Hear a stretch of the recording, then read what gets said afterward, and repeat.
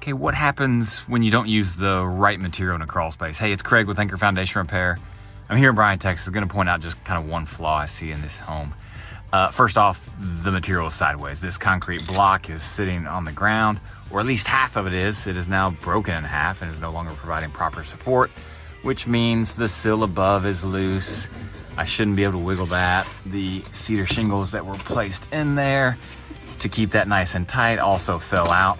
Two things wrong with this. If this CMU block had been installed the correct way, imagine turning this 90 degrees so that you couldn't see these holes. Structurally, that's gonna be much better.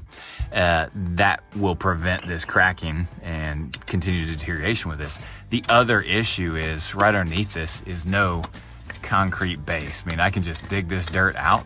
And so without a dug down base that's nice and level, buried in the ground, to maintain proper support of this is a little bit high right in here. So all that stress was transferred right here and that caused this side to break, but there's no base underneath this. I shouldn't be able to just scrape away all the dirt and move that block around. Another location where that has happened, even worse, would be right over there. Gonna be hard to see because I can't access that side of that crawl space.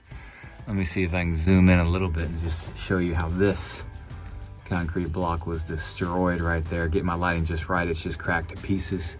There's some extra parts, stuff laying around there. So, hey, if you're gonna work on a crawl space, know the proper material to use. There is nothing, absolutely nothing wrong with CMU concrete bases and stacked concrete blocks. Just make sure you're putting them the right way and make sure you're putting enough of them shimmed the proper way to better distribute the weight of the home, to keep your house more stable, and you're gonna be good and set for a long time.